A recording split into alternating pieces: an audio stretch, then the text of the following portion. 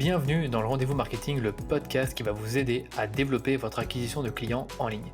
Si c'est la première fois que vous découvrez le podcast, n'hésitez pas à vous abonner sur votre plateforme de podcast préférée pour ne pas manquer les prochains épisodes. Pour le moment, on est sur un rythme de 2 épisodes par mois, mais normalement, à partir de 2021, nous allons passer sur un rythme de 1 épisode par semaine avec une petite chronique et peut-être même des épisodes en solo. Aujourd'hui, j'ai l'immense honneur de recevoir Antoine Bolz, le cofondateur de Bobiz, une marque parisienne de chaussures et de maroquinerie. Vous avez peut-être déjà entendu parler de cette marque parce qu'elle est déjà bien connue en France. En effet, Bobiz existe depuis maintenant 10 ans. Elle est née de l'association de deux très bons amis, Antoine Bolz et son associé Alexis Moget, qui, à l'époque, n'arrivaient pas à trouver des mocassins qui leur plaisaient. Ils ont donc lancé en avril 2010, dans un appartement, une vente privée de mocassins à Pico, et en une journée, ils ont réussi à vendre pas moins de 500 paires, simplement grâce à leur réseau et un groupe Facebook. La suite, vous allez la découvrir dans cet épisode, mais ce que je peux déjà vous dire, c'est que 10 ans plus tard, Bobiz propose une gamme très complète et diversifiée de chaussures pour hommes et femmes renouvelées tous les 6 mois. La marque a aussi des clients et des revendeurs partout dans le monde. Et depuis 2018, elle propose une collection de maroquinerie. Voilà ce qu'on appelle une belle success story à la française par deux personnes qui sont extrêmement humbles, discrètes et très peu médiatisées. Dans ce nouvel épisode de Rendez-vous Marketing, vous allez découvrir comment lancer une marque dans la mode quand on a peu de moyens et qu'on est encore étudiant. C'était évidemment le cas d'Alexis et d'Antoine. Et aussi, vous allez découvrir comment finalement trouver des clients grâce à votre réseau. Oui, c'est encore possible parce que c'est ce qu'ont fait Alexis et Antoine quand ils ont débuté. C'est qu'ils ont parlé de leur projet à leurs amis, qui en ont eux-mêmes parlé à leurs amis via Facebook. Dans la suite de l'épisode, Antoine m'a bien évidemment parlé de la marque Bobiz. Il m'a d'abord expliqué l'identité de marque et comment elle se reflète dans leur communication, leur site web, leur packaging ou même leur propre shooting photo. Antoine m'a également expliqué comment conquérir un marché grâce à un produit de niche, donc comme le mocassin, pour ensuite s'étendre dans la gamme. Et en passant, il nous a expliqué les erreurs à éviter avant d'étendre une gamme de produits. Ensuite, j'ai parlé avec Antoine des canaux d'acquisition qui ont permis à Bobiz de se développer. Donc, on a parlé de la publicité Facebook, mais également des influenceurs. Et là, Antoine m'a donné une bonne façon de travailler avec des influenceurs et nouer des relations avec eux sans forcément les payer.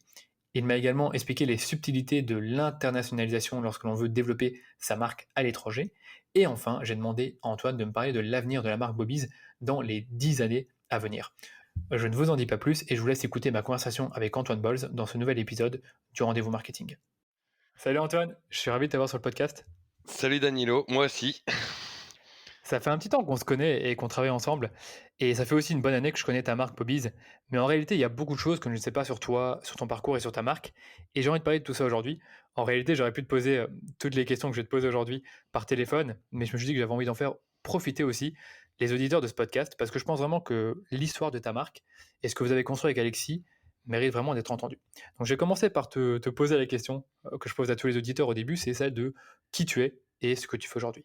Alors, donc je m'appelle Antoine Bolz, j'ai 34 ans, je suis parisien depuis ma tendre enfance et donc accessoirement, je suis le cofondateur de Bobiz, qui est une marque de chaussures et de maroquinerie que j'ai fondée en 2010 avec mon plus vieux pote et associé Alexis Moget. OK, et comment vous avez trouvé cette idée de fonder une marque de chaussures? Hem, donc déjà Bobiz, il faut savoir qu'on a commencé par un seul produit qui est le mocassin à picot pour homme. Donc c'est un mocassin qui a la particularité d'avoir une semelle avec des petits picots en caoutchouc. Cette idée, elle est venue en courant 2009. J'étais en année de césure, ainsi que mon associé et voilà, dans un milieu qui n'avait rien à voir avec la mode, donc dans la banque. On n'était pas, spécialement passionnés par ça et puis à côté de ça, on aimait bien les mocassins à picot et voilà, on trouvait que sur le marché, il y avait des choses sympas, mais parfois très chères, ou des choses plus abordables, mais pas forcément très sexy. Et nous, étant fans de ce produit, on avait toujours un peu cette frustration de ne pas trouver, sans mauvais jeu de mots, chaussures à notre pied. Et donc nous est venue un peu l'idée comme ça, à travers des échanges de mails de stagiaires frustrés en année de césure, de créer une marque de mocassins à picot tout simplement pour les hommes, donc avec comme référentiel client finalement nous-mêmes et nos amis. Et donc voilà, on a commencé comme ça. Ça a commencé comme ça et donc du coup, vous étiez même pas ensemble en année de césure, vous étiez à distance et vous échangiez pardon, là-dessus, Oui. et c'est là qu'est venue l'idée? C'est exactement, c'est-à-dire que bon, on n'était pas dans la même boîte, on n'était pas dans la même école. Nous, on est amis de primaire OK. et même, genre ce qui est assez amusant, c'est qu'au bout de 6 mois après le lancement, voire avant même, ma mémoire, me trompe un petit peu, Alexis était même en année de césure en année, Erasmus pardon, en Italie. Donc on a même monté la boîte, à distance, en télétravail déjà à l'époque, on va dire. OK. Voilà, mais ça c'était les débuts, puis après on a tous les 2 démissionné, de nos stages et puis on a pu continuer, tranquillement, quoi. Et vous avez démissionné après le lancement ou avant le lancement? Parce qu'on Heu va parler du lancement, mais ouais, vas-y. On a démissionné avant le lancement. Donc en Avant le gros, lancement. la «timeline» entre guillemets, on a l'idée en septembre 2019. On fait notre 1re vente en avril 2010, donc c'est allé assez vite Ouais. et moi Alexis a dû démissionner ou il a fini son stage vers décembre et moi j'ai démissionné en janvier-février quand j'arrivais plus à joindre les 2 bouts et surtout qu'on devait un peu voyager, pour aller voir nos fournisseurs. Quoi, Ouais, les faux notre fournisseur à l'époque. qui est au Portugal, c'est bien ça? Voilà, donc nous, on a décidé très rapidement de fabriquer au Portugal.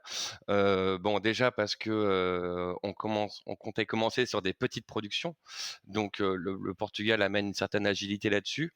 On voulait placer la marque, en tant que marque très qualitative et le Portugal a un savoir-faire, vraiment ancestral sur la chaussure et qui ne fait que de s'améliorer parce qu'aujourd'hui toutes les grandes maisons, se tournent soit vers le Portugal, soit vers l'Italie, soit un petit peu vers la France et donc nous, voulant un produit très qualitatif, le Portugal s'est imposé assez facilement. Sans parler du fait qu'on est en Europe, que, c'est pas très loin, que donc la logistique est facile à faire et toutes ces petites choses-là, quoi.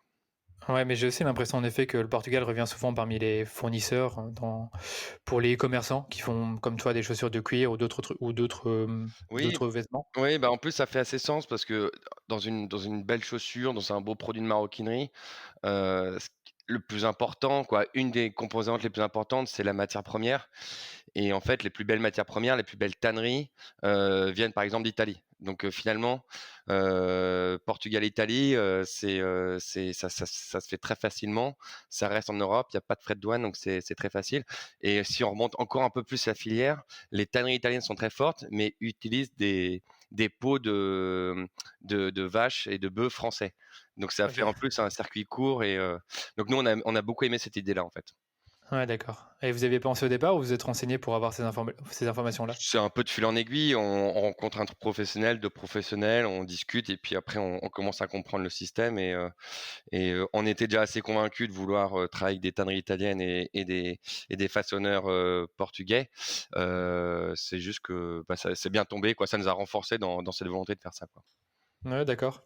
Du coup, vous avez fait un lancement il y a 10 ans maintenant, donc il y a plus de 10 ans, en avril 2010. Yes, Moi, je suis devant un article du Figaro justement qui parle de ce lancement-là oui, et il paraît qu'en une journée, vous avez vendu 500 paires de ces fameux mocassins à picot c'est qui ça. étaient vendus à 80 €. Donc, est-ce que tu peux nous expliquer justement comment ça s'est passé, la préparation du lancement et ensuite le jour même où vous avez vendu les 500 paires? Bah, en fait, c'est pas très compliqué. Donc nous, on a travaillé sur une première collection, donc c'était une collection très modeste par rapport à ce qu'on fait aujourd'hui. On va dire 3 modèles et avec, les différentes couleurs, ça faisait, on va dire, 12 paires de chaussures différentes. Mmh. On a commandé, je crois, quelque chose comme 800 ou 1000 paires. Voilà, un peu à la louche, hein, en se disant: «Bon, tiens, le jaune, ça se vend moins bien a priori, donc on va faire 50 paires et puis, le bleu marine, a priori, c'est une meilleure couleur, on va faire 300 paires». Bon, voilà, on s'est retrouvé avec un stock. Alors tout n'est pas arrivé parce que, bien sûr, bah, faire des produits, c'est beaucoup plus compliqué que ce qu'on croit et en plus, à l'époque, il y avait le volcan en Islande qui avait explosé, ce qui fait qu'en fait, toutes les chaussures qu'on envoyait en express, donc par avion, bah, en fait, elles sont arrivées trop tard parce que les avions n'avaient plus le droit de voler. Bon, ça, Ah c'est ça non. ça, c'est pour l'anecdote, mais on a quand même réussi à avoir à peu près, 800 paires en stock pour le jour de la vente.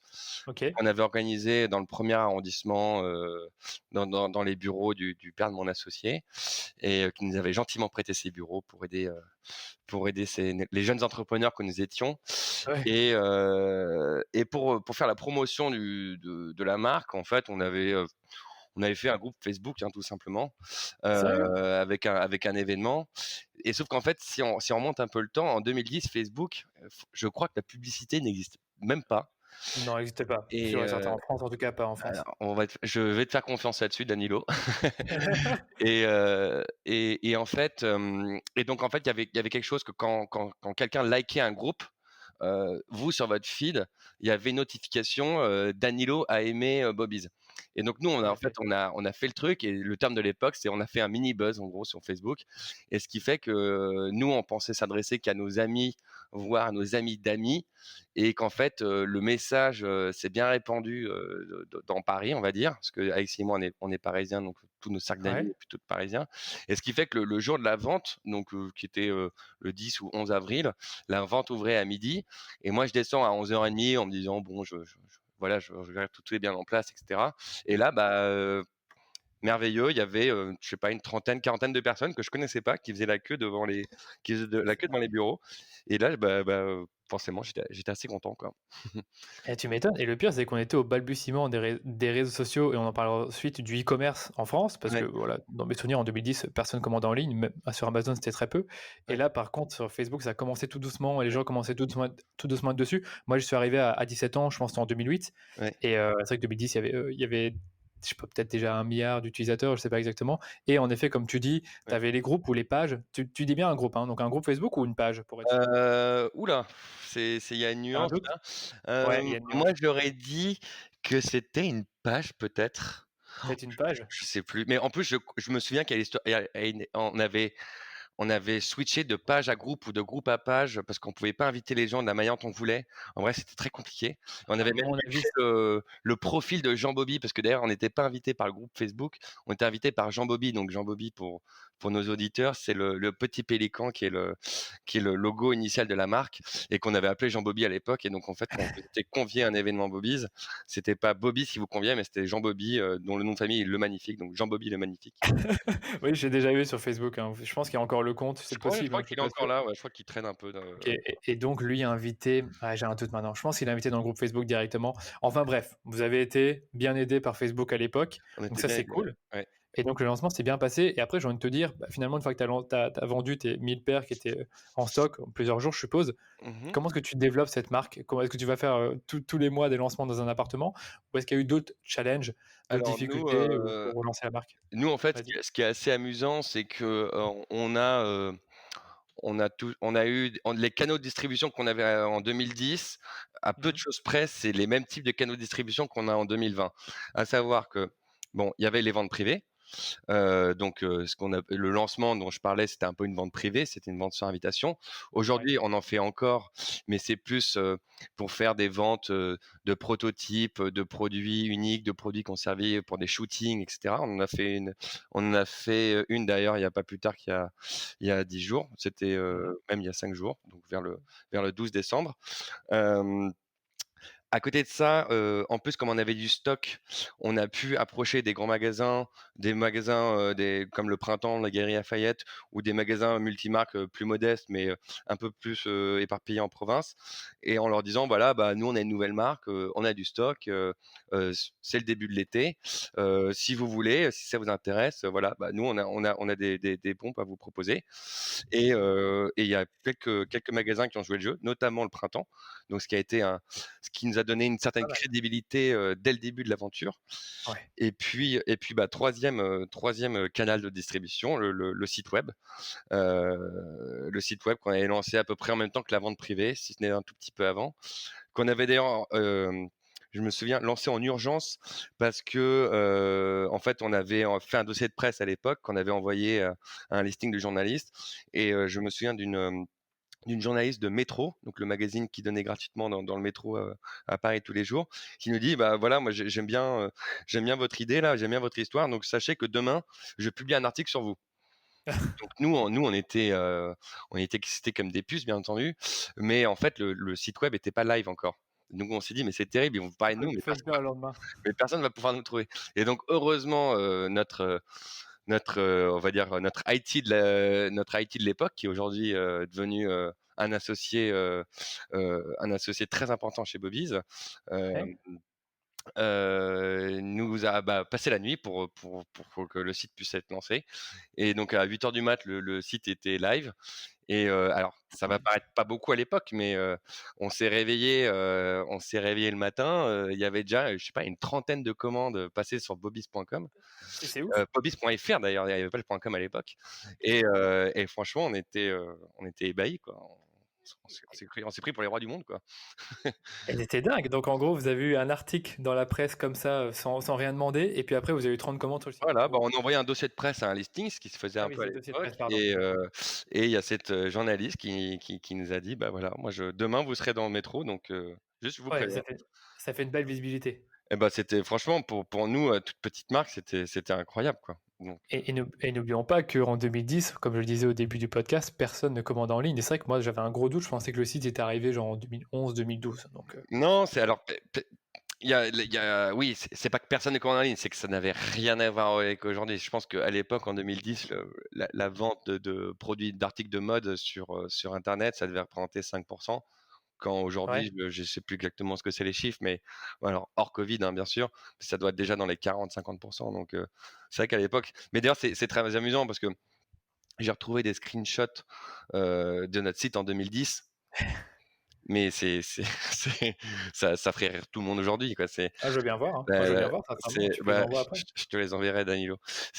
Mais tu les transmettras pas aux autres, hein.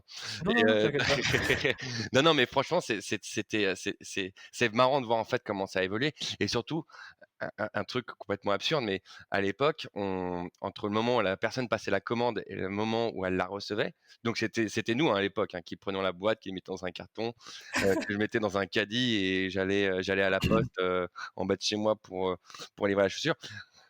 Au mieux du mieux, la personne l'avait en une semaine, et au pire, on va dire en 2-3 semaines. Mais les gens, au bout d'une semaine, s'ils n'avaient pas leur paire, ils n'étaient pas du tout inquiets. Bien sûr. Alors que aujourd'hui, si on n'a pas une notification en cours de livraison au bout de 24-48 heures, les gens pensent qu'il y a un problème. Donc c'est vraiment amusant de faire ce travail de se remémorer comme c'était à 10 ans et de voir comment les choses ont bougé. C'est ça, comment ça a évolué. C'est parce que là, en fait, on va pas se le cacher, la majorité de vos ventes sont en ligne. Bon, on peut en parler rapidement, mais c'est vrai que vous avez les distributeurs physiques, donc vos propres boutiques, d'autres distributeurs ailleurs, en France et ailleurs, Oui, et le site web. oui. Donc, c'est quand même sympa quoi, d'avoir fait le site web dès ce moment-là. Et je pense quand même que vous étiez, je sais pas si on peut dire pionnier, mais il n'y avait pas finalement tant de petites marques comme vous à l'époque qui osaient faire un site web. Je sais pas si je me trompe. Alors en fait, déjà à l'époque, on était un peu pionnier dans ce côté, je pense qu'on reviendra dessus, mais ce côté un peu nouvelle marque DNVB, donc Digital Ah, Native Brands. Je, oui, je oui, te fais c'est une belle ça. transition, Danilo, n'est-ce pas? Et, Non, non, non, non, non. Pas pour et maintenant. non, non, mais ce que je veux dire, c'est qu'à l'époque déjà, il n'y avait pas forcément beaucoup de types de notre âge qui se lançaient dans l'entrepreneuriat. On était encore dans une mentalité où les gens pensaient que c'était peut-être pas fait pour eux, que c'était peut-être compliqué. Chose alors qu'aujourd'hui, on voit bien que c'est plus du tout, c'est les freins à l'entrepreneuriat, c'est plus du tout ça. Exact. Il y a d'autres freins, mais c'était pas du tout ça. Et donc déjà, en tant que gamin de 23 ans, j'ai lancé une marque. Déjà, ça a attiré la curiosité et déjà, on s'est fait un petit peu connaître par ça. C'était genre, Oui. voilà, on a attiré une certaine curiosité. Et puis, donc on était pionniers en tant que, entre guillemets, entrepreneurs dans le secteur de la mode. Et effectivement, là, on était également peut-être un peu pionniers.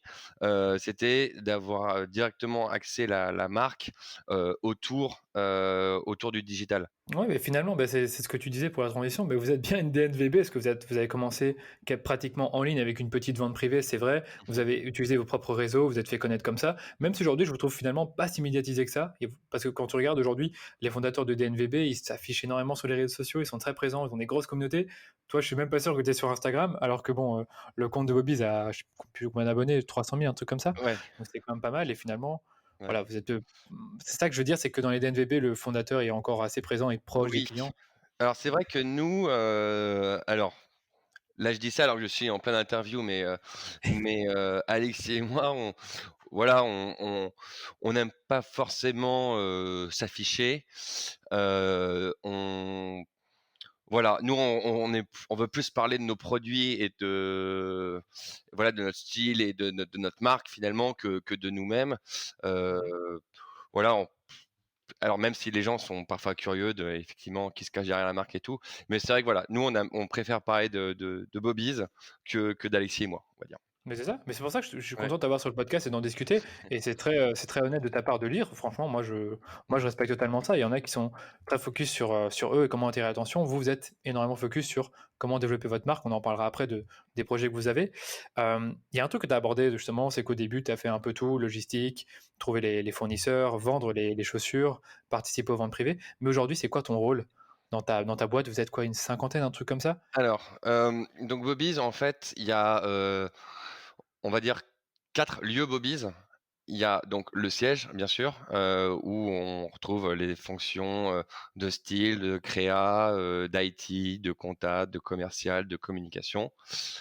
Il y a un pôle logistique, donc où on a notre propre entrepôt avec nos propres employés à Orléans, donc qui eux, s'occupent des expéditions web, de s'occuper de gérer des retours et qui s'occupent également, de faire l'approvisionnement de nos boutiques en propre, donc à Paris et à Lyon. Mmh. Ensuite, il y a un 3e lieu qu'on va appeler les boutiques Bobies, donc ça qui sont au nombre de 5. Et il y a un 4e lieu qui est une société qu'on a au Portugal, parce que donc il y a 10 ans, on fabriquait avec un atelier au Portugal. Aujourd'hui, on fabrique avec 9 ateliers au Portugal. Et Ah oui. donc en fait, et donc comme il y a beaucoup de volume, beaucoup de sourcing, beaucoup de produits différents, on a monté une société là-bas avec une dizaine de personnes, pour faire tout ce qui est contrôle qualité, sourcing et logistique également. Hem, donc en fait, au Portugal, il y a 10 personnes, au siège, il y a 30 personnes, à Orléans, il y a 10 personnes et qu'est-ce que j'ai oublié? Boutique. Et en boutique, il y a une trentaine de personnes. Donc en gros, du gros, la boîte fait à peu près 70 PS, il y a à peu près 70 collaborateurs. Hem, Moi, mon rôle là-dedans, on va dire là où j'interviens le plus, hem c'est dans le développement, de ce qu'on appelle le retail, donc les boutiques Bobies. Actuellement, on a deux trois projets en cours. Pardon. Et en plus, bah, il y a un peu la gestion courante, que je fais avec mon directeur retail, donc on travaille un peu ensemble. Après j'interviens, pas mal dans le style. Je m'implique encore pas mal dans le style, même si mon associé Alexis, c'est vraiment lui le chef de pôle, là-dessus. Mais au moment de la création des collections, on va dire, j'interviens. Après, j'interviens pas sur tout ce qui est le suivi et tout ce qui est suivi et les développements. Et après, bah, je travaille un peu avec toi, Danilo, sur la gestion des campagnes, la gestion des campagnes publicitaires, sur les réseaux sociaux. Et voilà. Et puis après, ma dernière fonction, c'est juste une fonction de co-dirigeant, on va dire. Donc, bah voilà, d'animer la société, d'essayer d'anticiper un peu ce qui va se passer, à l'avenir. Voilà, un peu réfléchir sur la stratégie. Voilà, s'occuper des collaborateurs. Voilà, essayer de rendre tout le monde content et de faire avancer la machine. Ouais, je vois, c'est très intéressant. Donc finalement, ouais, tu as une mission principale qui est de développer le retail. Après, tu l'as dit justement, Alexis est plus dans tout ce qui est développement des produits et le style. Mais c'est vrai que c'est une grosse question qu'on se pose. Et tu dis, voilà, vous avez créé la marque à 10 ans, vous avez fait très attention au style de vos chaussures. Maintenant, il y a combien? Une centaine de paires sur le site, voire même plus. Je me doute bien que tu n'as pas eu ton mot à dire sur chacune. Enfin, pas que tu as eu ton mot à dire, mais que tu t'es décarcassé à designer toutes les paires ou enfin aider les designers Ouais. là-dedans. Non, bah, nous, en fait, on a la chance maintenant d'avoir, des pôles bien distincts avec des responsables de pôle. Et Ouais, si on parle du pôle, style, ouais. effectivement, il y a à peu près 4 personnes maintenant, hors Alexis et moi. Hem, Moi, je dessine rapidement, on va dire. Donc après nous, on a des gens qui sont vraiment spécialisés là-dedans. Moi, je vais plus leur donner des inspirations, ou leur dire: «Tiens, moi, je pense qu'il manque tel ou tel type de produit», ou «Tiens, on pourrait aller regarder ça». Et c'est eux qui vont mettre ça en œuvre. Et bien sûr, eux aussi sont force de proposition, même plus que moi, puisque c'est leur métier et ils sont assez passionnés par la chaussure, quoi. D'accord, mais Mais vraiment voilà. intéressant de savoir que tu es encore dessus, que tu Ouais, es ouais, encore bah, sur nous, on l'aspect est, style. Je n'imaginais pas, j'avais un doute. ouais, Vas-y. nous, on est assez, avec Alexis, on est assez, on aime bien être dans l'opérationnel, en fait. Heu, Ouais. Je On vois. a on n'a pas juste envie d'être, dans notre petit bureau, voilà, à penser stratégie et tout, parce qu'en fait, le succès d'une société, c'est aussi au jour le jour, c'est pas que avoir des bonnes idées, on va dire. C'est surtout la mise en place de ces idées-là, parce que des bonnes idées, tout le monde en a. Ce qui est plus compliqué, c'est voilà, c'est de les mettre en œuvre et de faire adhérer les gens avec qui on travaille à ce genre de projet, quoi. Ouais, bah oui, j'allais dire, vous restez quand même impliqué dans les campagnes, vous savez un peu ce qui se passe, vous voyez un peu les publicités, le type de campagne qu'on fait. Donc c'est vrai que ça peut paraître étonnant pour certaines sociétés où vous êtes, Mmh. qui sont autant de personnes que toi, que finalement tu vas encore prendre le temps Ouais, d'être dans différents secteurs, enfin dans différents départements de ta société. OK, intéressant franchement, encore une fois, c'est la première fois que j'ai quelqu'un qui a plus de 50 employés, donc je voulais vraiment savoir un peu comment tu ouais. te comment tu comment tu Non, mais voilà, t'organises. c'est l'idée, c'est effectivement, quoi, nous, notre souhait, c'est de, voilà, d'être opérationnel. Après, Mmh. pour effectivement, pouvoir, quoi, ne pas trop se disperser et ne pas perdre trop de temps, voilà, il faut savoir faire confiance avec les gens qui en travaillent, savoir valider des propositions rapidement, mais ça vient avec le temps et surtout, voilà, la chance, l'énorme chance qu'on a, c'est que les gens à qui on travaille, vraiment sont c'est bête, hein, mais ils sont vraiment super et on sait que quand on nous propose des choses, en fait, il y a généralement pas grand-chose à redire, ce qui fait que c'est très fluide et c'est très rapide et notamment, il y a pas grand-chose à redire parce que c'est des gens qui sont là depuis un certain moment et qui ont Ouais. compris, là où on voulait aller. Là où on va, c'est également grâce à leur contribution parce que nous, les décisions qu'on prend, dans tous les domaines, c'est pas, la direction qui choisit et puis tout le monde suit. Il y a Ouais. beaucoup de choses qui se font en concertation. Pas plus tard qu'avant-hier, on était en train de travailler sur la future collection, femmes et hem et là, dans ce cas-là, on a fait une réunion avec les 15 filles du siège, avec tous les nouveaux développements voilà, en leur posant: «Qu'est-ce que vous aimez ou qu'est-ce que vous n'aimez pas?» C'est-à-dire que c'était même pas Intéressant. entre Alexis, moi et le style, c'était Alexis, moi, le style et 8 autres personnes. Donc c'est ça qui est intéressant aussi, c'est que même voilà, si, je peux travailler au SAV Mobiz, mais je vais m'impliquer dans la collection, ce qui fait que en plus à terme, j'adhère à la globalité de la boîte et je suis pas là entre guillemets «que pour faire mon travail» et ça, on est Oui, très oui. attaché à cet état d'esprit-là. Bah, j'ai constaté, hein, les personnes qui travaillent chez vous sont globalement fans de la marque. Ils aiment bien ce que vous faites. Ils portent, je suppose, toutes vos chaussures. Moi, pareil, j'ai une ou 2 paires. Ouais, Donc c'est normal, quoi, que votre team soit impliqué. ouais, Comme tu dis, vous avez différents sièges, voilà, voilà. différentes équipes. Donc intéressant. Et ben justement, puisqu'on parle de la marque, on va en parler justement de Bobby's, parce que voilà, en 10 ans, vous êtes devenu une marque, j'ai l'impression bien connue des Français. La clientèle est fidèle. Vous avez aussi une grosse communauté sur Facebook et Instagram. Je me rappelle plus des nombres exactement, mais c'est toujours dans les 100 000, 200 000. Ouais, c'est ça, Instagram, en fait, on a 2 comptes Instagram. Il y a Ouais, le en plus. femmes et hommes. Il y a le compte général Instagram qu'on a transformé en femmes, qui doit être dans les 270 000 et l'homme qui doit tourner autour de 40 000. Donc les 2 cumulés, on va dire que ça Ouais, fait ouais. c'est que l'homme, il en a quand même beaucoup moins, mais Ah, c'est mais c'est l'homme, du il très, a très bon. l'homme, il a com le compte a été ouvert, il y a beaucoup plus «récemment» entre guillemets Ah OK. et puis, je crois que si, tu connais mieux que moi, mais si on regarde la typologie des gens qui vont sur Instagram, c'est quand même beaucoup plus féminin et nous, notre Ouais, marque est c'est plus beaucoup plus féminin, ouais. féminine aussi, on majoritairement de femmes. Ouais, on va en reparler. Ben, et un truc que tu as pas dit justement au début du podcast, c'était, l'attention que vous avez portée à la marque, à votre identité. Est-ce que tu peux peut-être nous expliquer, qu'est-ce qui caractérise votre marque aujourd'hui et même à l'époque, c'était quoi votre idée au départ? Mmh, je crois que si on parle d'ADN de la marque, parce que l'ADN, c'est ce qu'on a à la naissance, mais qui n'évolue pas tant que ça, avec le temps. Ouais, Nous, on a toujours été animés par un souci de qualité. Je crois que c'est vraiment la 1re chose. C'est la qualité dans les produits, bien entendu, mais ça va être la qualité dans les photos, la qualité dans le site web, la qualité dans notre, espace de travail. Nos bureaux sont vraiment sympas. ouais. La qualité dans la vie au jour le jour, c'est-à-dire que, voilà, chez Bobby's, les gens, ils arrivent à 10 heures du matin. Donc, au moins, ils sont toujours en forme, ils sont cool, ils sont pas stressés, voilà. C'est la qualité, ça a toujours été quelque chose de central chez nous et ça, c'est resté et j'ai même envie de dire ça devient de plus en plus important pour nous. Parce que, non seulement, bah, ça permet à la marque d'évoluer, de grandir parce que, bah, le client en face, il c'est généralement, il y a peu de gens qui cherchent à avoir de la mauvaise qualité. Et puis pour nous, c'est un cercle vertueux et c'est une valeur auxquelles les gens adhèrent beaucoup au sein de la société. Euh, Après, je pense que la deuxième chose, ça a été le style, mine de rien. C'est qu'on est quand même une marque de mode. Et voilà, nous, on a toujours voulu voilà, faire des produits tendance, mais on va dire qu'ils sont quand même accessibles. Alors, je parle en termes de prix, bien entendu, mais je parle même accessible en termes de style. C'est-à-dire que,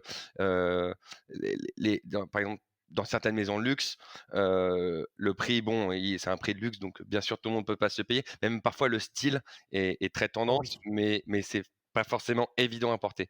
Nous, ce qu'on essaye de faire, c'est des produits voilà, qui vont être à la mode, euh, qui vont vraiment dans la mode, pas avec un an de retard, vraiment au moment T. Voilà, on est bien dans la tendance, mais le rendre le produit quand même portable. Et à l'inverse, si on prend des produits plus basiques, par exemple, on a commencé sur le mocassin à Pico, qui est quand même un produit assez classique. Là, pour le coup, notre mission, c'est plus de le rendre plus fashion. Voilà, qui se distingue un peu des autres. Et d'ailleurs, quand je m'en souviens, notre mission première, quand on a commencé sur le mocassin à Pico, là, il y a beaucoup de gens, soit ils savaient pas ce que c'était, soit ils disaient non, pas pour moi. Nous, notre but, c'était de le rendre cool, c'était presque dire, mais un mocassin à Pico, ça vous pouvez le porter comme une sneakers, vous pouvez le porter avec un jean troué, avec un t-shirt un peu loose. C'est pas forcément un truc de chemise et pull colvé, quoi. Donc voilà, c'est un peu ça ce qui nous anime depuis le début. Ouais, je vois. C'est vrai que tu l'as très bien résumé, ça se retrouve sur votre site, notamment avec, comme tu dis, la qualité des photos. C'est vrai que c'est un truc qui a l'air d'avoir beaucoup d'importance pour vous. Est-ce que c'est un truc dès le départ où vous vous êtes dit, voilà, les shootings, il faut miser là-dessus parce que c'est ce qui va refléter la qualité de notre marque et notre côté premium ou je sais pas si on peut dire haut de gamme, Si, tu si, considères premium, haut de gamme, voilà, premium. ça nous va très bien. M mais accessible Mais parce que c'est accessible. pas non plus, 500 € la paire, Non, voilà, en une fait. paire de Bobby, ça commence à 100 € Ouais. sur une paire de sneakers en toile, on va dire, et sur des bottes ou des cuissardes, selon les matériaux qu'on va utiliser et le type de talon, ça peut monter à 250 voire 300 €. Ah ouais, il y en a certaines qui sont plus chères, c'est vrai, ça Voilà. dépend. Donc qu'est-ce qu'on disait? Ouais, les shootings, donc ça, les shootings, ça fait, depuis le début que vous faites des shootings très, très, Alors qualitatifs ou alors comme je et te c'est quoi? disais, si, quand tu regarderas mes screenshots du site web Ah! de 2010, tu te rendras compte que non. Il y avait une OK, d'accord. volonté, il y avait sûrement une très bonne volonté de le faire, mais que, alors après c'est un jugement a posteriori. C'est-à-dire qu'à l'époque, si ça se trouve, c'était plutôt pas mal par rapport à ce qui se faisait ailleurs. Mais bon, il faut quand même savoir que c'était moi qui faisais les photos et qui les retouchais et accessoirement je prenais l'appareil photo, qu'Alexis avait acheté sur pixmania.com à 150 €. Ah Donc ouais. ça devait pas être, incroyable, mais à l'époque, comme c'était les balbutiements, on va dire, des ventes web, il y avait une certaine tolérance de la part de la clientèle. J'en parlais par rapport aux délais de livraison. Je pense qu'il y avait aussi une certaine tolérance sur, voilà, à quoi ressemble le site, à quoi ressemblent les visuels, et cetera.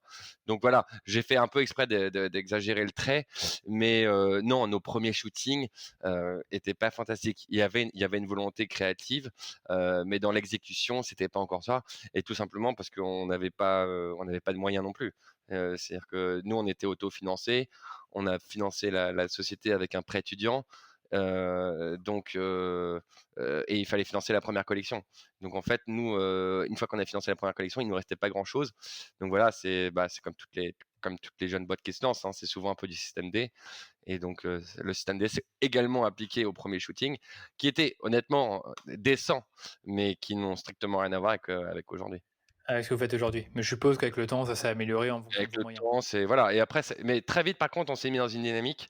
Dès au bout de la, voilà, on a fait une saison été 2010, une saison hiver 2010, et dès l'été 2011, là, on avait une directrice artistique qui a fait un super beau catalogue, des photos hyper créatives.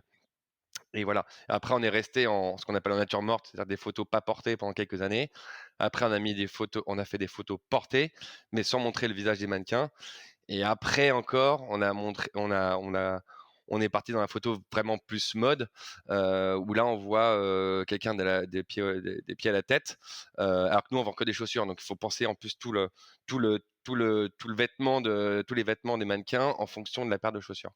Donc voilà, ça Ouais. s'est fait en plusieurs étapes, quoi. Ouais, c'est vrai que c'était pas facile ça, hein. Mais maintenant que vous avez plein de mannequins qui sont sur vos photos, hommes, femmes, il y en a plusieurs à chaque fois.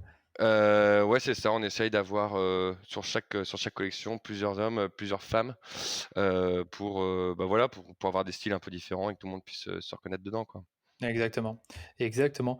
Du coup, ces valeurs se reflètent dans votre com, sur votre site. Ben oui, on en a un peu parlé avec, le shooting, mais est-ce qu'il y a d'autres choses que vous faites? Comment on dit ça encore? Des petites touches? Il y en a une qui m'a frappé quand j'ai commandé pour la première fois, c'était le fameux: «Jean Bobby a le plaisir de vous informer que votre commande a bien été expédiée». Ça, c'était parce qu'il y avait c'est une touche d'humour finalement, mais aussi de proximité.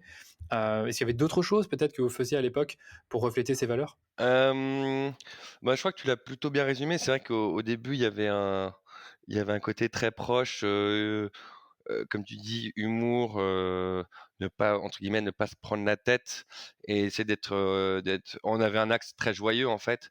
Donc il y avait Mmh. effectivement ce côté Jean Bobby qui vous contacte, Jean Bobby qui vous invite, à un événement. On a fait même des chansons Bobby's. C'est-à-dire Ah qu'à ouais, chaque carrément. collection, il y avait une chanson Bobby's qui sortait, qui était, écrite, par un ami et avec nous nos petites idées, qui était enregistrée en studio, hein, qui était pas mal. Donc, voilà, il y avait on voulait être un peu différent. Et de toute façon, nous, on savait qu'on pouvait pas, on n'avait pas encore les moyens voilà, de communiquer, de faire des visuels comme d'autres grosses marques. Donc on s'est dit: «Bon, ça sert à rien d'essayer de faire comme eux parce qu'on sait pas vraiment faire et ça sera forcément moins bien. Donc prenons un axe un peu différent et comme tu as dit, voilà, un axe plus amical, plus original. Les ventes privées, hein, c'était un moyen de rencontrer les gens aussi. Ils avaient accès à nous, on avait accès à eux, on pouvait discuter. Voilà, ça fait beaucoup aussi par le bouche à oreille. Ça a été comme ça, quoi. D'accord, bah, écoute, vous avez bien raison, enfin, vous aviez bien raison à l'époque de faire ça et c'est vrai que j'ai mon autre question, c'était qu'est-ce qui vous différencie des autres marques concurrentes aujourd'hui? Aujourd'hui, je sais pas exactement si c'est encore le Pélican, mais, à l'époque, c'est justement cette touche peut-être Je pen d'humour et de proximité? je pense que ouais, c'est à l'époque, c'est cette touche un peu impertinente, on va dire, un peu décalée. Aujourd'hui, ce qui nous distingue plus, je sais pas, après, ça serait très, prétentieux de ma part, mais en tout cas, moi, j'estime qu'on fait les choses, très bien et que, en tout cas, les clients sont contents, sont satisfaits de ça et c'est pour ça que, voilà, la marque continue à progresser. Mais on a plein de concurrents qui font les choses très bien aussi. Mais après, on n'a pas non plus de concurrents directs, entre guillemets, dans le sens où, on n'a pas de il y a pas de marques qui font vraiment le même type de produit que nous ou du moins qui ont le même panel. Si vous voulez, nous, on a un panel relativement large. Ça va du mocassin à la sneakers, en passant par les boots. Il y a vraiment plein de produits différents et il y a très, très peu de marques qui ont un panel aussi large. OK. Bon, du coup, on va passer peut-être au deuxième sujet de ce podcast, Antoine, c'était sur la spécialisation. Donc au départ, vous êtes arrivé pour conquérir un marché, vous êtes arrivé avec un produit, donc le mocassin à picot confortable. Mmh. C'était quelque chose que vous vouliez populariser, comme tu l'as dit, le rendre cool. Mmh. Tu peux peut-être nous parler un peu de est-ce que c'était une stratégie à laquelle vous avez misé justement pour conquérir le marché en vous disant, ben voilà, si on se spécialise, on va Mmh. conquérir plus facilement un marché, ou alors c'était quelque chose qui s'est fait naturellement par le fait que vous étiez fan de ce produit? Alors c'est, réponse B. Donc non, c'est vraiment quelque chose qui s'est fait naturellement. Nous, au départ, très honnêtement, on s'est pas dit, «On va créer une marque de chaussures, heu, la stratégie, ça va commencer par, ce produit-là et puis, au fur et à mesure, on va s'étendre et dans 10 ans, on en sera là». Nous, on raisonnait vraiment, quand on naviguait à vue, hein, très sincèrement. Ouais. Il faut se remettre dans le contexte, hein. On a 23 ans, on est stagiaires et moi, tout ce que je sais à l'époque et Alexis sait à l'époque, c'est qu'on kiffe les mocassins Pico et juste on trouve pas ce qu'on veut sur le marché et donc on se dit: «Allez, bah, on fait notre propre marque, au moins on trouvera ce qu'on aime et ce qu'on aime, c'est ce que nos potes aiment et au moins ça, on est sûr que a priori ça va marcher dans notre petit cercle, en fait, de notre petit cercle autour de nous, quoi» et vraiment on s'est juste focus là-dessus. On n'a pas fait un business plan à 5 ans, 10 ans, on s'est dit: «Voilà, on reste concentré sur la première collection, on essaie de la vendre le mieux qu'on peut et puis après on verra» et Et en fait, c'est exactement ce qu'on a appliqué. On s'est focalisé sur la première collection, on l'a bien vendue et puis après, bah, d'autres questions se soulèvent. Bon, bah, OK, c'est super, on a fait un premier essai, maintenant comment est-ce qu'on le transforme? Parce que, bah, le mocassin Pico sur l'hiver, notamment en France, Ouais. c'est pas, bon, sauf du côté de Marseille et de la Corse, c'est pas un produit idéal. Donc là, tout de suite se pose la question, bah, comment on fait pour exister l'hiver? Alors la première collection, hiver 2011, alors qu'est-ce qu'on a fait? On a fait des semelles, on a fait des mocassins, mais avec des semelles pleines, ouais, des semelles pleines avec des picots. Mais bon, ça reste un produit très estival. Donc, par exemple, la première collection hiver, ça n'a pas été fantastique. Par contre, la deuxième collection hiver, on s'est dit, bon, bah non, en fait, les gens et les garçons, ils portent quoi l'hiver? Ils portent des boots. Donc, bah voilà, on s'est dit, ok, c'est quoi la boots Bobbies? Et là, on a réfléchi, on a fait la boots Bobbies. Et puis à côté de ça, on s'est dit, bah, il faut aussi qu'on s'intéresse aux femmes. Et voilà. Mais à chaque fois, au départ, du moins dans les premières années, quand on décidait de s'étendre un petit peu pour couvrir soit la femme, soit l'hiver, etc., pareil, ça a été monoproduit. C'est-à-dire que là, OK. quand on essaie de faire la boots, on a fait, je crois, une boots déclinée en quelques coloris. Sur la femme, notre premier produit, parce que, alors ça va faire les gens, mais à l'époque, c'était assez à la mode, c'était les ballerines. Donc on a fait, voilà, on a Ah ouais, fait, c'était on a fait des c'était ballerines. D'ailleurs, on a commencé par des ballerines fourrées, ce qui a amusé les gens en disant, bah tiens, ça s'est jamais fait, tiens, ok, mais voilà. Et puis de fil en aiguille, bah, les gammes se sont développées. mais c'est vrai que maintenant que j'y pense, ce qui vous a permis de vous différencier aussi, c'est que les mocassins avaient des couleurs, je pense pas que c'était très fréquent et là tu disais pareil pour Ouais, les ballerines fourrées et ça aussi c'était un truc qui était ouais. différent donc ça a capté l'attention d'une manière générale. Et là encore une fois, je sais pas si c'était stratégique ou si c'était vraiment parce que vous aviez envie de faire ça, heu, Non, alors les couleurs, en fait, bah, ça revient un peu à ce que je disais quand à l'époque, avant que Bobby soit créé et la genèse de Bobby, c'est on trouve pas ce qu'on veut. C'est parce que si tu veux, il y avait il y avait il y avait un certain nombre de marques, hein, de mocassins Pico, mais il y avait des marques de luxe, comme Tod's qui offraient quelques couleurs, mais quand vous achetez une paire de pompes à 300 €, oui, qui plus est, peut s'abîmer vite parce que c'est quand même des semelles à picot. Même si c'est très bien fait, les semelles à picot, c'est délicat entre guillemets. Il faut pas les porter tous les jours. On peut les garder des années, mais c'est délicat. Et donc en fait, quand vous dites, bah, j'achète une paire de chaussures à 300 €, je vais pas m'acheter une paire jaune pétard ou une paire bleue, clairement. quoi, ou une paire bleu ciel. Je vais m'acheter du beige, du bleu marine, du marron, des genres de couleurs. Parce que ça coûte 300 €. Par contre, si vous avez une qualité quasiment identique à 100 €, bah, là, vous dites: «OK, je vais m'acheter la paire de beige, pour le au jour le jour et puis je vais me faire plaisir sur une paire rose, une paire jaune, une paire bleue, électrique, pour voilà, quand j'ai envie de m'amuser, quoi». Donc Oui, je vois, mais ça, ça c'est quand on l'a répondait, fait comme ça avait été un peu réfléchi. ouais, je m'en doute bien, hein. Mais en tout cas, c'est une très bonne idée et mais j'aime vraiment bien comme tu expliques, tu très humblement que c'est quelque chose que vous avez fait naturellement parce que vous c'est quelque chose qui vous dérangeait chez les autres, Mmh mh. retailers qui faisaient pas forcément les mocassins que vous aviez envie. Mais aujourd'hui, en fait, c'est un peu le cœur de toutes les entreprises qui se lancent dans l'e-commerce, c'est de se focaliser sur un marché de niche, un segment de Mmh. marché ou une gamme de produits et vous, vous l'aviez fait, finalement naturellement. Puis après, je voulais aussi te poser la question comment dire? De l'échange avec les clients. Est-ce que auparavant, il y a 10 ans, les premières années, est-ce que vous passiez du temps justement à échanger avec vos clients pour développer de nouveaux modèles ou améliorer les modèles existants? Alors je dirais pas forcément que nos clients, quoi, je dirais, il y a eu beaucoup d'interactions avec notre entourage, en fait. Nos D'accord. premiers em nos 1 employés, nos amis proches, nos amoureuses, ce genre de personnes qui, en fait, avaient notre âge, étaient notre cible. Mais il y a pas eu on n'a pas envoyé de questionnaire ou ce genre de choses à nos clients, pour savoir, qu'est-ce qui manquait, qu'est-ce qu'on pourrait améliorer. Bon, ce qu'on pouvait améliorer, on le savait. Par exemple, s'il y avait des problèmes de qualité, on savait que, bah, voilà, on les avait déjà identifiés. Mais non, le développement des collections, s'est fait plutôt en cercle restreint au départ. Donc voilà. Et aujourd'hui, ça reste un peu comme ça, sauf que comme on fait des volumes, bien entendu, beaucoup plus importants, déjà, on peut s'appuyer un peu sur des statistiques de vente, savoir ce qui plaît, ce qui plaît pas. Et puis, comme je disais, en interne chez Bobies, on a quand même beaucoup de gens qui ont une certaine appétence pour la mode et eux aussi, ils nous aident énormément dans le développement de la marque. Oui, d'accord, donc c'est juste que vous tout le monde y pense en équipe, mais vous n'allez pas forcément avoir le réflexe, comme tu dis, d'envoyer des questionnaires aux clients. Mais je peux t'assurer qu'il y a certaines marques, enfin des plus jeunes marques, qui Ouais. maintenant prennent cette habitude-là d'envoyer des questionnaires à leurs clients et carrément de les appeler ou leur parler avec un chat sur, Ouais, ouais, non, mais sur le site.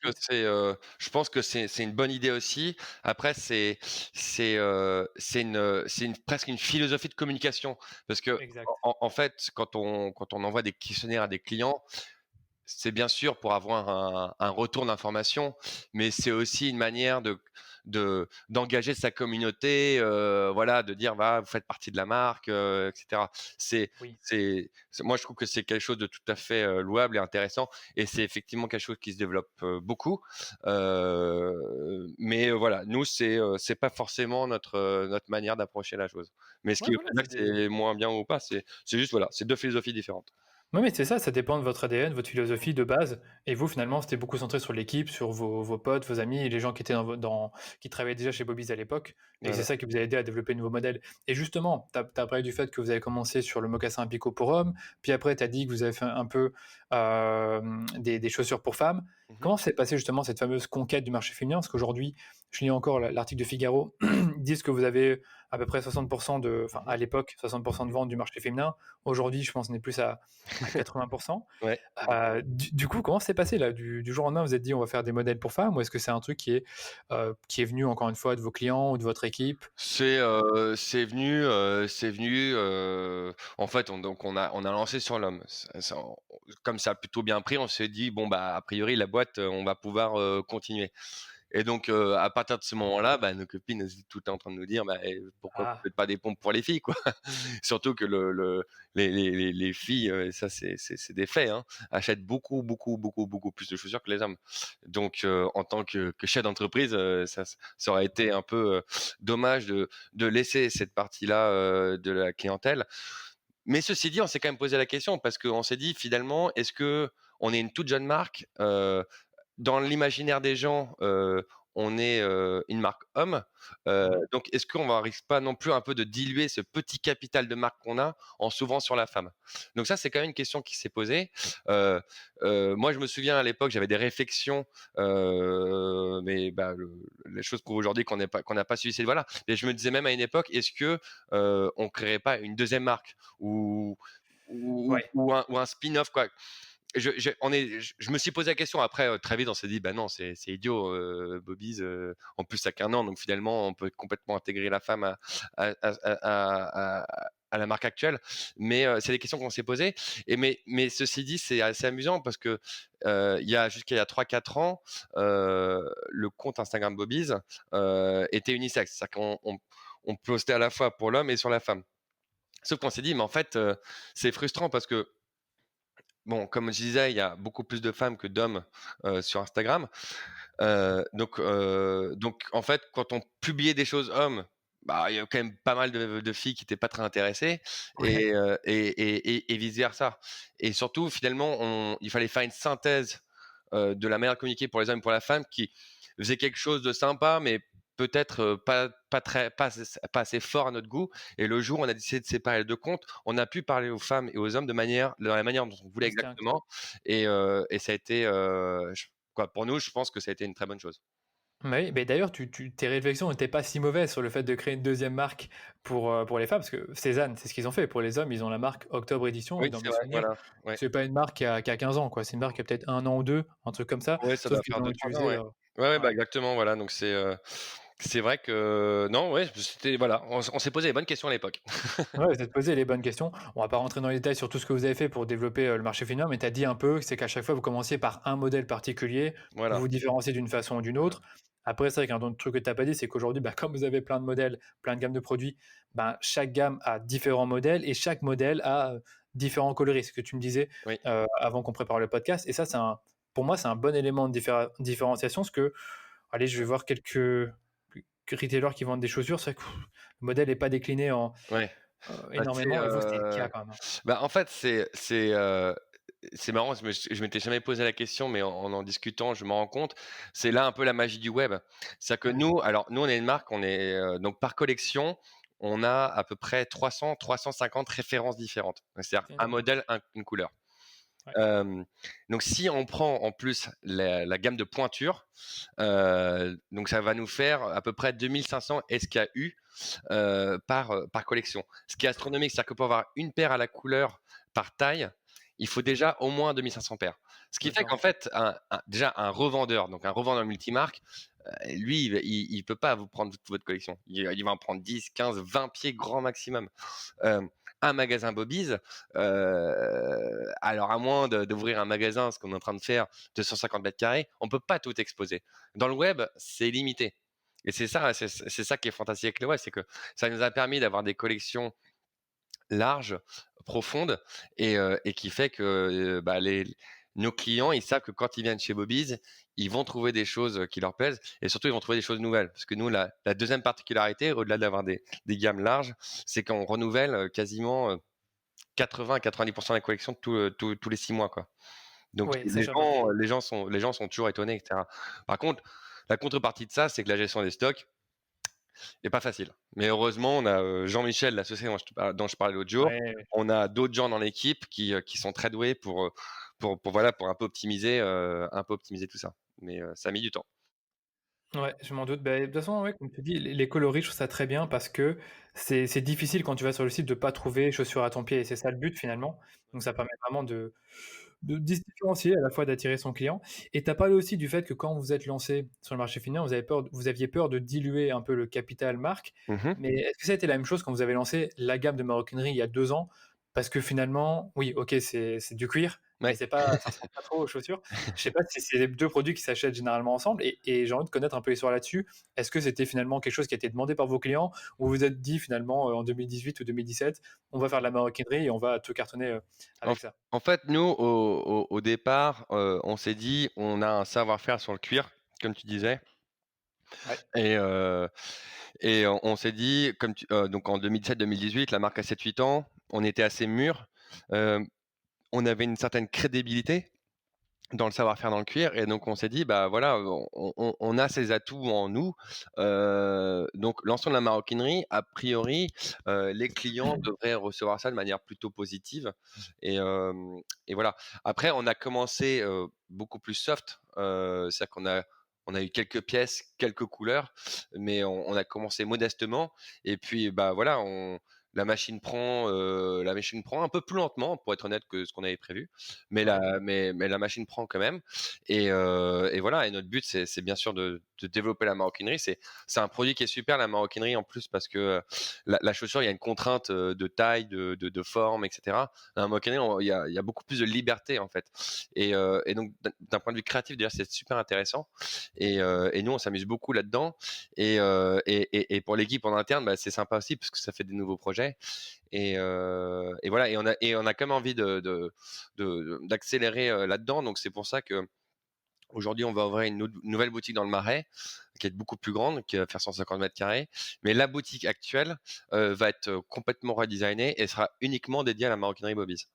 Ah intéressant, bah, ça c'est déjà une bonne idée pour Voilà. commencer Mais je parce que pense que pour juste ouais, répondre à ta question, quand tu me dis: «Est-ce que tu as pas eu peur de diluer, ta marque en lançant de la maroquinerie?» Je pense qu'effectivement, je l'aurais fait en 2013, donc avec 3 ans d'existence, ça aurait été trop rapide.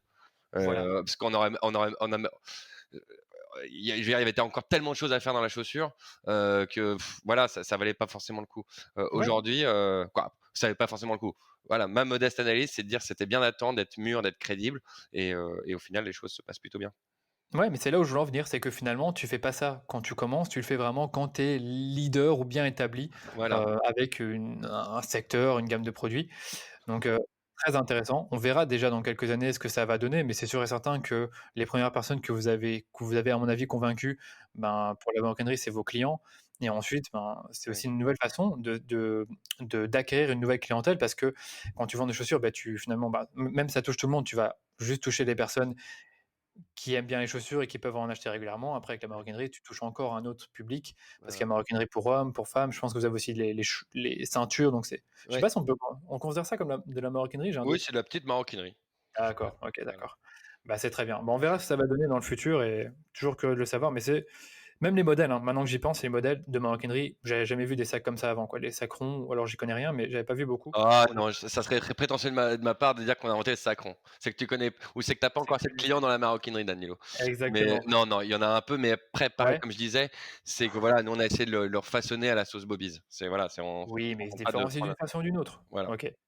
Bon, écoute, on est quasiment à la fin de cette interview, mais il y a toujours des petites questions que j'aime bien poser à mes invités. La première, c'est sur l'acquisition de clients. C'est-à-dire que ces dernières années, ça a été quoi vos canaux d'acquisition pour développer Bobby's? Bah, donc nous, donc voilà, présence, dès le début, sur Facebook. Donc on a été témoin de l'émergence de Facebook Ads et cetera. On Mmh. on s'y est mis, quasiment dès le début. Ah ouais? Quoi? Ouais, Quand je je dis suis on, curieux de savoir. c'est plutôt Je Alexis d'ailleurs, mais c'est vrai? alors peut-être pas aussi rapidement que les Californiens, mais en France, je pense qu'on était franchement, C'est vrai? on Ah, est c'est très intéressant. on n'a pas trop traîné, quoi. Et donc voilà, donc on faisait nos peties campagnes et tout, ça se passait plutôt bien. Et puis en fait, on s'est rendu compte qu'il y avait, énormément de possibilités, du fait déjà, que, Facebook, offre énormément d'outils différents et que nous, avec, tous les produits qu'on fait, toutes les photos, toutes les vidéos qu'on a, on pouvait faire une combinaison de publicité quasi infinie. OK. Et comme on mettait un certain budget là-dedans, on s'est dit: «Mais en fait, l'optimisation de nos campagnes, elle passe pas forcément par un accroissement du budget, mais tout simplement une optimisation». Et on s'est dit: «Voilà, est-ce que cette optimisation, on peut la faire en interne?» Donc là, on a un peu fait le tour des gens, de la communication, des gens en com et cetera. On s'est rendu compte que là, les gens comprenaient le système, grosso modo, mais qu'ils avaient pas forcément une énorme appétence là-dessus ou pas forcément le temps. Et c'est comme ça que, bah, l'idée est venue d'externaliser, cette fonction, bah, à travers, DHH digital. Mmh.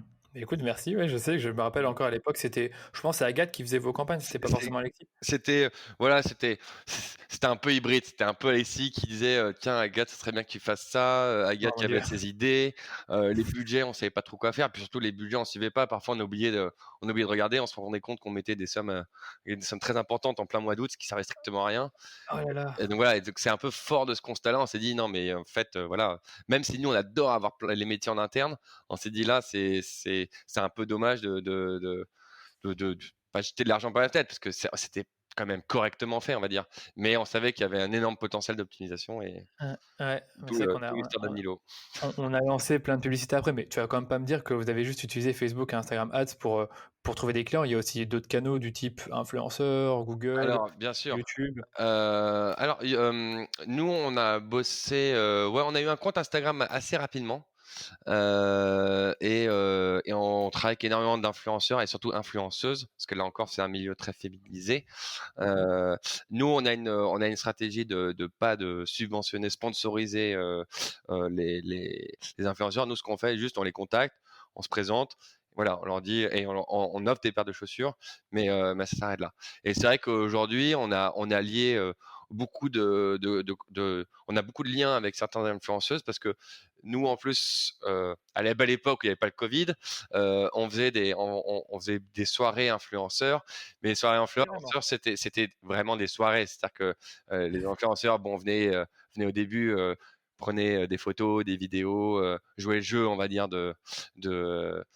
voilà, de faire la promotion de la marque, en contrepartie de cette invitation. Mais en fait, derrière, ce que nous, on adorait et qui recommencera, bien sûr, c'était l'esprit de fête et que tout le monde parlait avec tout le monde et que voilà, il y a toujours un sentiment très amical chez Bobby. C'est parti d'une histoire d'amitié entre Alexis et moi et voilà, c'est un peu une grande famille ou une petite famille, je sais pas comment dire. Et les gens les prestataires qui viennent chez nous, et je sais pas si toi tu l'as ressenti comme ça, mais Ouais, voilà, j'ai il ressenti, y a ouais. beaucoup de bienveillance, il y a beaucoup d'amitié et en fait, les influenceurs, voilà, je pense, hein, après je parle en leur nom alors que je fais pas partie de ces gens-là, mais je pense qu'ils aiment bien ça chez Bobby. C'est pas forcément qu'on les reçoit comme des grandes marques de luxe. Par contre, quand ils viennent, bah voilà, c'est sympa, c'est festif, ça se prend pas la tête. C'était un peu comme quand on était étudiant. Et, euh, et voilà. Et ça fait partie vraiment de l'ADN de la marque. Et c'est aussi comme ça voilà, qu'on a tissé du lien et qui, in fine, participe au rayonnement de la communication de Bobby's, on va dire. Ouais, beh, c'est super intelligent et c'est quelque chose qui est venu de toi ou d'Alexis ou c'est de votre équipe com? Parce que Nous, en fait, c'est venu naturellement. C'est que, voilà, avec ici, on aime bien vivre, on est des bons ouais, vivants. Et donc, quand on fait un événement chez Bobby's, bah, on a envie que ça soit cool et sympa. Et, euh, donc voilà, c'est comme ça que ça se passe. Là encore, c'est quelque chose qui s'est fait naturellement. Aujourd'hui, on s'en rend compte. Donc, on va peut-être faire encore plus attention maintenant quand on fait un événement de bien accueillir les gens et que ça soit encore plus sympa et tout.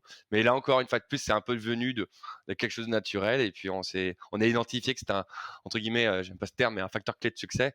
Et puis voilà, maintenant, on fait en sorte au moins de garder cet état d'esprit-là, quoi. ah bah, vous avez raison et franchement pour ceux qui écoutent, ben, voilà, vous avez compris, développer les relations avec les influenceurs plutôt que d'essayer de les payer comme, voilà, genre payer je trouve que ça fait toujours, Oui. dès qu'il y a de l'argent en jeu, c'est toujours un peu différent. Donc là, si j'ai bien compris, ils reçoivent des paires, ils sont très contents parce qu'ils aiment bien la marque et après ils les mettent en Ouais, avant c'est de ça, façon ils en ont faut envie. créer du lien. On est tous là pour, regarde, bien Voilà, sûr, on est tous là pour gagner notre vie, mais si on peut le faire en plus en ayant des relations bienveillantes, cordiales, voire amicales, c'est sympa. Et ouais. puis de toute façon, le monde tourne un peu comme ça. Je veux dire, c'est l'affect et l'affect est extrêmement important dans tout ce qu'on fait. Donc voilà, après parfois il y a des gens, par contre, faut les payer, hein. Il y a des Oui, gens, pas tous. voilà, hein, Michael Jordan, Certains ils et veulent même payer. s'il m'entendait très bien avec lui, je suis pas sûr qu'il porterait des Bobbies. Heu, Lui par exemple, ça doit coûter très cher. Ça doit bah, coûter lui, très ça cher. coûtait très cher, surtout qu'il a sa marque de chaussures Ouais, où il en vend quelques-unes quand même. Mais, mais voilà. Mais en tout cas, c'est même quand ce que je veux dire par là, c'est qu'on peut faire des super choses et avoir la chance d'être représenté par des super influenceurs, pas juste parce qu'on les a payés ou qu'on a une marque ultra cool, ou je ne sais pas quoi. C'est que, bah, parfois, juste, un bon feeling avec quelqu'un, ça peut lui suffire pour parler de vous, quoi. d'accord et je suppose c'est souvent des influenceurs, de Paris Il y a un ou peu d'ailleurs en France? non, pour le coup, bon, alors naturellement, il y a pardon. Voilà, c'est bon.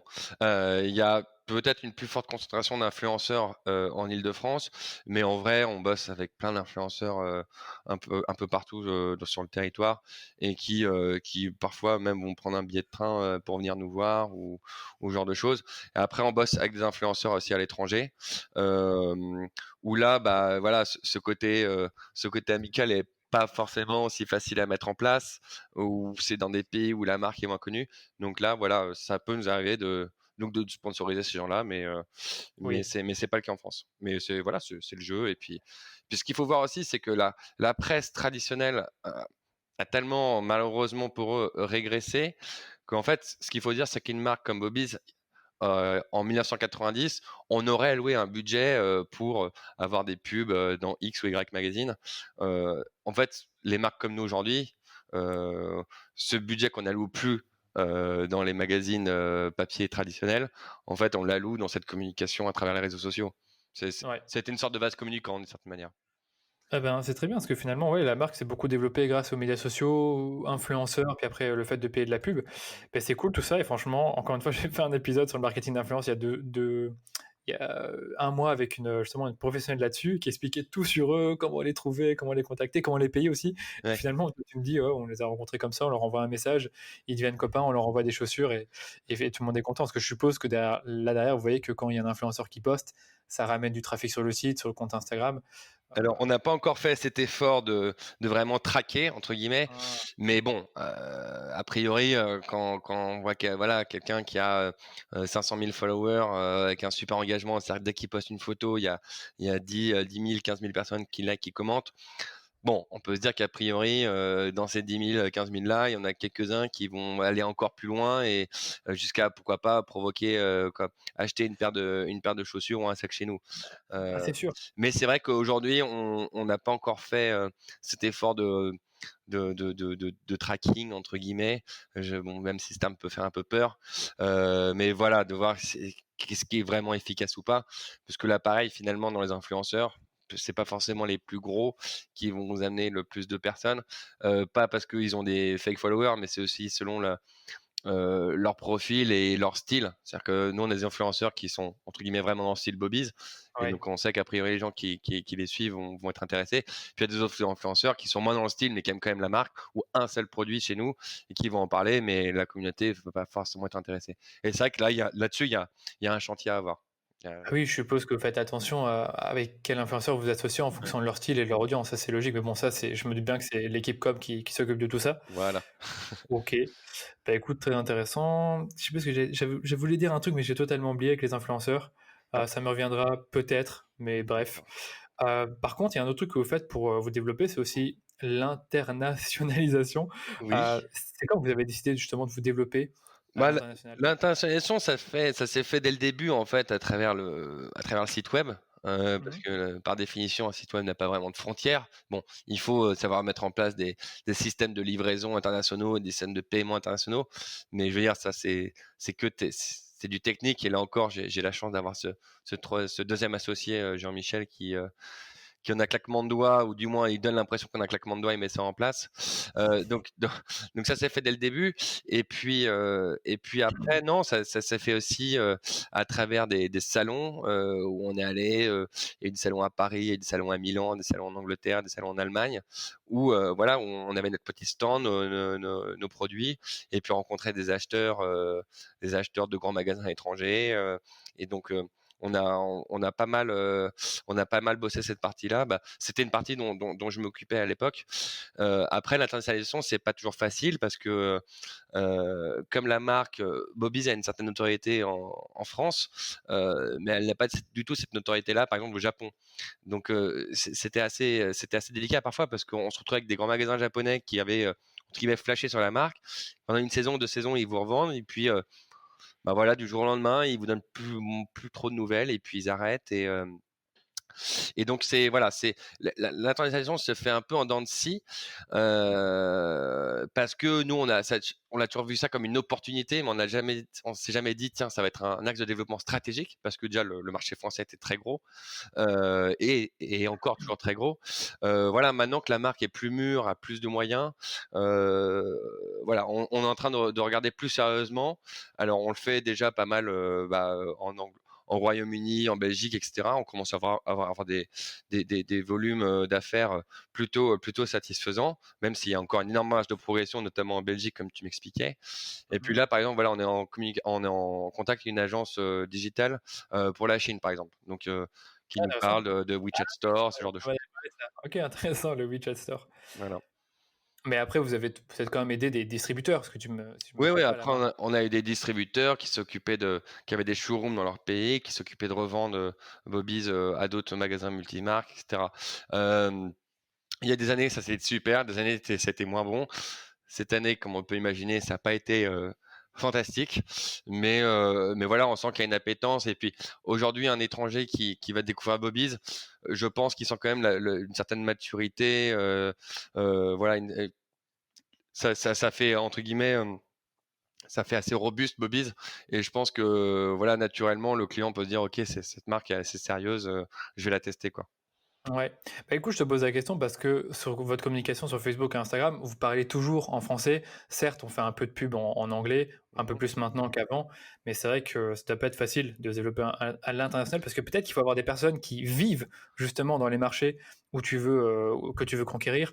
Actuellement, il y a Royaume-Uni, Allemagne, c'est évidemment des marchés intéressants qui sont aussi gros que la France, mais Ouais. bien sûr, je me doute que la concurrence, elle est peut-être La tout con- aussi féroce en France. il y a une concurrence, et puis après il faut pas se mentir, il y a un style. C'est-à-dire que le style Oui, c'est ça Bobby's, que je voulais dire aussi. il plaît En peut-être France? spécialement aux Français, mais le style Bobby's au fin fond de l'Arkansas aux États-Unis, c'est pas forcément leur cam. Oui, Euh, Donc voilà, nous le style il est plutôt élégant, discret, tendance, ce qui fait que par exemple dans certains pays où les gens ont besoin veulent s'afficher avec des marques reconnues internationalement pour montrer un certain statut.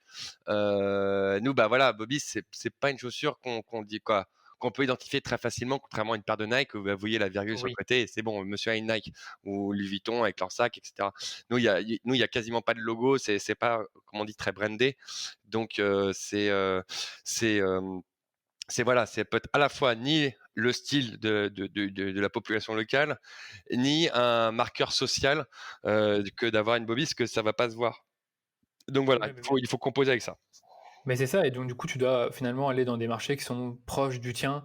Belgique, je pense ça ressemble quand même, Suisse, peut-être un Oui, peu moins, bah, je suis de pas trop toute sûr. façon, tout ce qui est Oui, j'allais Europe, dire. il y a, même si les Anglais ou les Hollandais ou les Belges habitent pas exactement comme nous, mais d'ailleurs même au sein de la France, hein, il y a des régions où on vend très bien et des régions où on vend moins bien.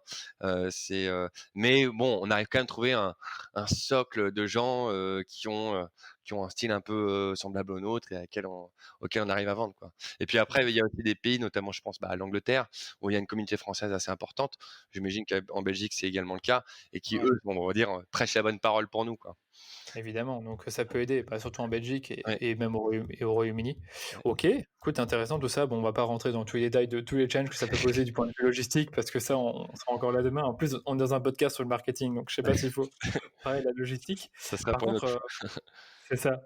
Par contre, moi, j'ai envie de savoir justement si tu es ouvert à en parler, comment tu imagines ta marque dans 10 ans? Est-ce que tu penses que vous serez toujours une marque de chaussures et de maroquinerie ou bien plus encore? Hem, Ce dont je suis sûr, c'est qu'on nous serons, en tout cas, quoi qu'il arrive, principalement une marque de chaussures. Et je dis pas de maroquinerie, je suis principalement une marque de chaussures. J'aimerais que dans 10 ans, la maroquinerie, hem que si je devais séparer la maroquinerie de Bobby's, que ça puisse être une marque à part entière qui vive tout seul, et cetera. Donc voilà, moi je suis vraiment intéressé par ce produit et je crois que l'équipe aussi et on a vraiment envie de progresser là-dedans. Dans ta question, je comprends. Est-ce qu'un jour vous ferez des fringues ou pas? J'imagine. Exactement, exactement. Heu, Pas obligé c'est de répondre, hein. non, non, bien sûr, ça me traverse l'esprit, bien sûr que j'y pense. Heu, Maintenant, voilà, j'ai d'abord envie qu'on fasse nos preuves dans la maroquinerie, qu'on renforce la chaussure, qu'on vende, nos chaussures, partout dans le monde et une fois que ça sera fait, pourquoi pas faire des vêtements? Mais encore faut-il déterminer un style.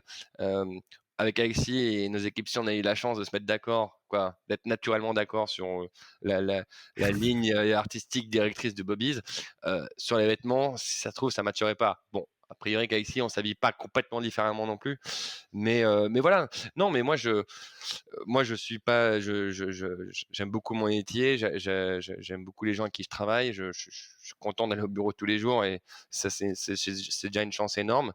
Hem, Nous on a la chance d'être une société autofinancée donc on est assez libre. Mmh.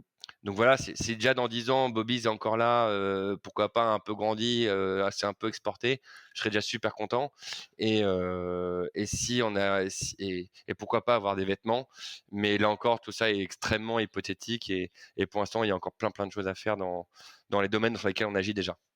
Bah, écoute, intéressant ta vision du fait de d'abord se dire: «OK, on va vraiment cartonner même à l'étranger et Mmh. avec la maroquinerie avant de faire autre chose». Justement, je posais une question très similaire à un autre gars que j'ai eu sur le podcast qui s'appelle Thomas Hervé de la marque Wapilo, on en avait déjà Mmh. parlé aussi. Lui, il voulait justement, d'abord conquérir un maximum le marché français avec plusieurs gammes de produits liés à la literie Mmh. et ensuite s'exporter. Toi, c'est un peu l'inverse, j'ai l'impression. C'est justement d'abord Ouais. s'exporter et Bah, puis après après lui, créer autre et chose. quand il parle de plusieurs gammes de produits dans la literie, moi j'ai Lingerie et plusieurs cetera. gammes de produits dans la chaussure. Heu, Oui, c'est ça, c'est ça. c'est voilà. Si tu m'avais dit, alors après peut-être qu'il pense à des je sais pas, des sommiers ou je sais pas des Je trucs pense que qui c'était le sont linge de lit, tout ce qui était lié voilà, vraiment linge au de fait lit, de dormir. ouais, ouais, bah, de toute façon après les 2 choses, vont en parallèle, mais voilà, moi j'ai envie que Bobby fasse réellement ses preuves à l'export et puis, après je dis pas et ensuite je lancerai les vêtements. Si ça se trouve, ça se fera en parallèle, si ça se trouve, ça se Oui. fera jamais, heu, mais heu, mais voilà. Mais bien sûr, on y pense Vous y mais pensez, déjà ouais, tout ce c'est que je me ça. souhaite, c'est que dans 10 ans, la boîte soit toujours là et qu'elle ait grandi. C'est surtout ça le Bah, plus je m'en important doute, pour hein, nous. j'espère aussi. Mais vraiment intéressant, je t'es curieux de savoir. Après, tu as été très ouvert de le partager, tu étais pas obligé de le faire parce que c'était des trucs que tu as pas forcément envie de dire en public. Parce Ouais, qu'il y aura quand même, allez, il y aura quand même 2-3 000 personnes qui vont écouter le podcast, donc d'accord. tu vas avoir des gens qui vont te contacter. Et c'est vrai que là, on arrive à la fin du podcast. Moi, je pose souvent des petites questions de fin. Tu as déjà plus ou moins répondu avec la pub Facebook. Par contre, je demande un peu à mes invités s'ils utilisent des outils marketing ou d'organisation spécifiques et qui peuvent recommander. Donc là, on aura, à mon avis, des e-commerçants qui vont nous écouter. Toi, tu as quelques outils que tu utilises là, comme ça, sur ton ordi et qui te sont. Alors marketing, alors je vais décevoir les auditeurs. Je sais pas trop si les outils marketing que j'utilise, hormis ceux qu'on utilise toi et moi ensemble. Après, j'ai parlé des influenceurs et tout, mais des logiciels spécifiquement, Ouais, pas forcément. c'est vrai.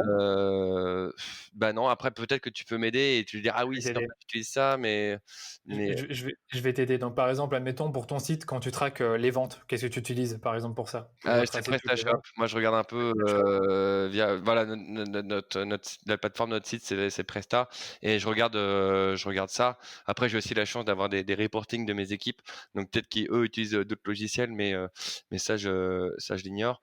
Voilà. Et après, bah, tout ce qui est plus business intelligence, nous on utilise Tableau, qui est pour le coup Voilà, par exemple. c'est quand même un super soft. Et voilà, hein, c'est à peu près tout, hein. Attends, je Mais, te donne d'autres idées rapidement, mais en gros, par exemple, nous, ce qu'on utilise pour l'organisation comme comme on est une petite équipe, on a quelques prestataires, c'est ClickUp, c'est un outil de gestion de projet. Je sais pas si vous, justement, en interne, vous avez des si outils tels alors que nous ça. on n'a pas, on a alors c'est un peu la chez Bobby's, les gens, travaillent un peu la manière dont ils veulent. Est-ce qu'ils veulent un Mac? Est-ce qu'ils veulent un PC? Est-ce qu'ils veulent un Voilà. logiciel de donc je sais que par exemple dans l'équipe créa, ils utilisent un truc qui s'appelle Monday pour la gestion de Ah, projet. voilà, tu vois, ça, c'est Voilà. Mais Monday moi, pour la gestion de parce projet. qu'en fait, tu me posais la question, toi, Antoine, qu'est-ce que tu utilises? Je vais te Ouais. répondre, WhatsApp, les mails et Slack pour monsieur Et Danilo. Slack, et Slack, en Mais effet. juste pour toi, hein, c'est C'est sympa, vraiment, c'est sympa. Ça m'a même étonné à l'époque quand on m'a dit que tu n'utilisais pas Slack. Mais après, vous êtes tous dans le même bureau et je suppose que les équipes dans les autres pays ou ouais. villes, vous communiquez pas forcément tous les jours Non, entre elles alors d'ailleurs. on utilise un peu Hangouts, aussi Gmail, même si c'est un peu un enfer, Ouais, ça va en faire. voilà, ça se fait un peu au feeling, quoi. Moi, par exemple, moi, je suis très WhatsApp, donc les gens, ils savent que quand ils veulent Je me sais. parler, s'ils veulent pas dans mon bureau, bah, s'ils sont pas dans le bureau, bah, ils vont m'envoyer un WhatsApp. Et Voilà. là d'ailleurs, ton WhatsApp n'a pas sonné. Non, non, parce que je me suis mis en mode avion, mais je Ah, sais t'as que quand bien je vais la fait. réactiver, je Quelques pense à WhatsApp. quelques messages. Mmh, tu m'étonnes. Bon, écoute, Antoine, merci beaucoup pour tout Et ce que tu as non, raconté. Moi, il y a plein de choses que merci de j'ai m'avoir appris. écouté. Bah, avec plaisir, c'est normal. J'espère aussi que les auditeurs vont bien aimer cet épisode et je sais qu'il y en a qui voudront te retrouver quelque part. Alors, je sais que tu es très présent sur Facebook et sur Instagram, mais plus sérieusement, est-ce que tu es ouvert à donner un contact pour te retrouver? Ça peut être Oui, LinkedIn, ça peut être un autre réseau. ou non, mais mon mail, c'est abolz@bobby's.com. Génial. Bah, écoute, ça, c'est super sympa de ta part. Je me doute que tu dois recevoir pas mal d'emails. Donc, pour ceux qui voudraient te poser des questions, bah, c'est par là. Et bien sûr, où est-ce qu'on peut se retrouver des Bobbies, Antoine? Bah, écoutez, on peut retrouver Bobby's sur, bobby's.com. Sur le site Bobby's, vous retrouverez les boutiques Bobby's. Donc, il y en a dans le Marais, il y en a une à Lyon et une à Saint-Germain-des-Prés.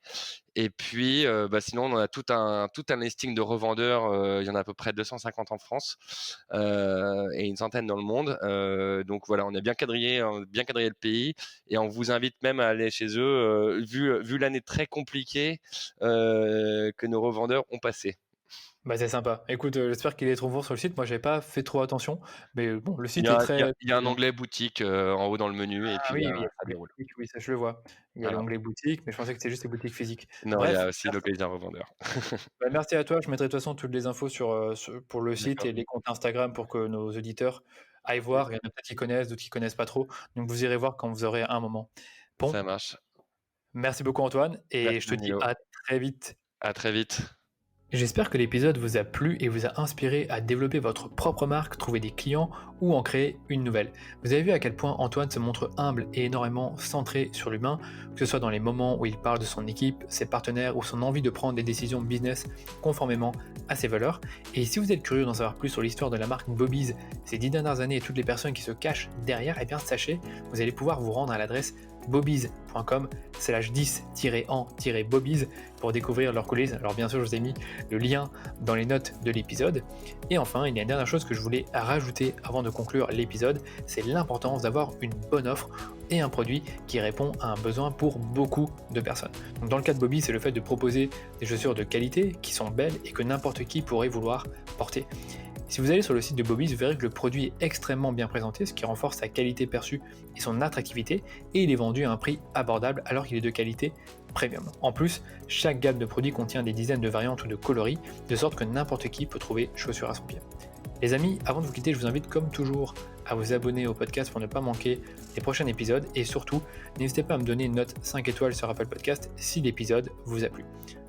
Je vous souhaite de très bonnes fêtes de fin d'année et de bonnes vacances si vous en prenez. Je vous dis à très vite pour un nouvel épisode du Rendez-vous Marketing.